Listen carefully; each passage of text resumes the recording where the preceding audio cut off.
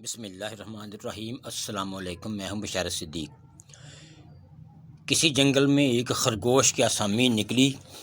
ایک بے روزگار اور حالات کے مارے ریچھ نے بھی اس کے لیے درخواست جمع کرا دی۔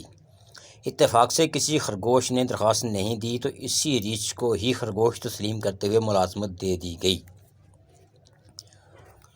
ملازمت کرتے ہوئے ایک دن ریچھ نے محسوس کیا کہ جنگل میں ریچھ کی ایک آسامی پر ایک خرگوش کام کر رہا ہے اور اسے ریچھ کا مشاہرہ اور ریچھ کی مراعات مل رہی ہیں۔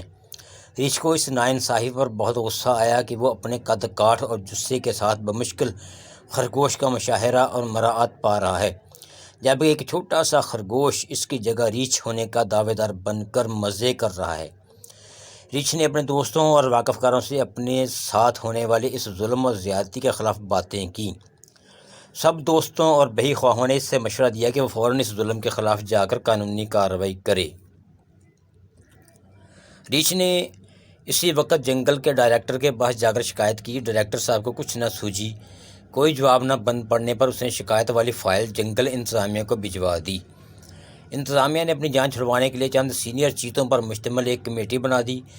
کمیٹی نے خرگوش کو نوٹس بھجوا دیا کہ وہ اصالتاً حاضر ہو کر اپنی صفائی پیش کرے اور ثابت کرے کہ وہ ایک ریچھ ہے۔ دوسرے دن خرگوش نے کمیٹی کے سامنے پیش ہو کر اپنے سارے کاغذات اور ڈگریاں پیش کر کے ثابت کر دیا کہ وہ دراصل ایک ریچھ ہے۔ کمیٹی نے ریچھ سے غلط دعویٰ دائر کرنے پر پوچھا کہ کیا وہ ثابت کر سکتا ہے کہ وہ خرگوش ہے۔ مجبوراً ریچھ کو اپنے تیار کردہ کاغذات پیش کر کے ثابت کرنا پڑا کہ وہ ایک خرگوش ہے۔